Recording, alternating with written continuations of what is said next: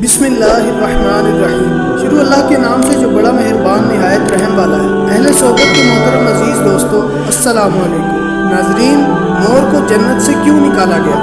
مور جتنا اب خوبصورت ہے، اس سے کہیں زیادہ جنت میں خوبصورت تھا۔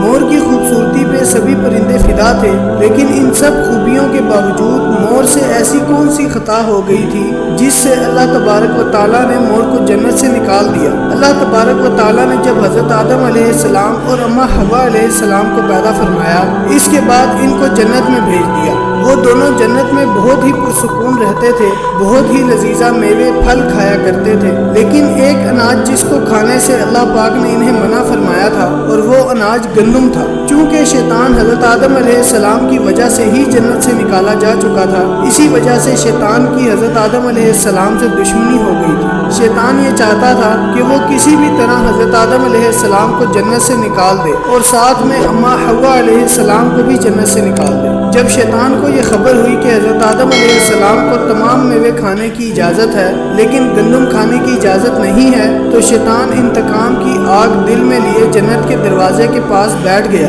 اور 300 سال تک وہاں پر بیٹھا رہا کہ کوئی جنت کے دروازے سے باہر آئے اور شیطان اس سے بات کر سکے۔ ایک دن اچانک سے مور جنت سے باہر آ گیا۔ شیطان اس کو دیکھتے ہی بہت خوش ہو گیا۔ شیطان نے پوچھا، اے خوبصورت پرندے، تم کون ہو؟ مور بولا، میں مور ہوں، اب تم اپنا تعارف کرواؤ۔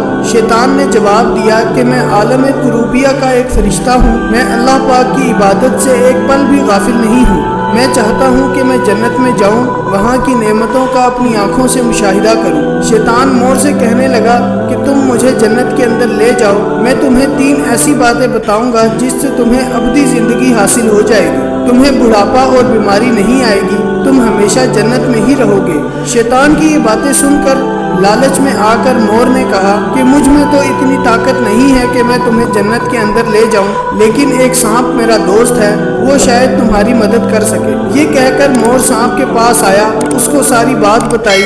سانپ بھی شیطان کی باتوں سے بہت خوش ہو گیا، پھر شیطان کو اپنے منہ میں چھپا کر جنت میں داخل ہو گیا، اور یوں شیطان اپنی چال میں کامیاب ہو گیا۔ جنت کے تمام نگہبانوں کو یہ معلوم تھا کہ شیطان یہ چال چل رہا ہے اور جنت میں داخل ہو چکا ہے۔ فرشتے شیطان کو جنت سے نکالنے لگے، تبھی اللہ پاک کا حکم ہوا کہ اس کو ابھی جنت میں ہی رہنے دیا جائے۔ وہ فرشتے اللہ تبارک و تعالیٰ کے حکم سے رک گئے۔ شاید یہ حضرت آدم علیہ السلام کا امتحان تھا۔ شیطان حضرت آدم علیہ السلام کے پاس اور اماں حوا علیہ السلام کے پاس جا کر اپنی محبت کا اظہار کرنے لگا۔ وہ دونوں ہی شیطان کو پہچان نہ سکے، کیونکہ ماضی کے مقابلے میں شیطان کی شکل تبدیل ہو چکی تھی۔ شیطان کہنے لگا کہ میں چاہتا ہوں کہ آپ دونوں ہمیشہ جنت میں اسی طرح زندگی گزاریں، ہمیشہ خوش رہیں۔ حضرت آدم علیہ السلام اس کی بات بہت غور سے سننے لگے۔ شیطان نے کہا، اگر آپ میری بات مان جائیں تو آپ کو جنت کی اور بھی تمام سہولتیں ملیں گی۔ حضرت آدم علیہ السلام شیطان کے بہکاوے میں آ کر کہنے لگے کہ یہ کس طرح ممکن ہے؟ شیطان کہنے لگا، ایک گندم کا دانہ اگر آپ دونوں چکھ لیں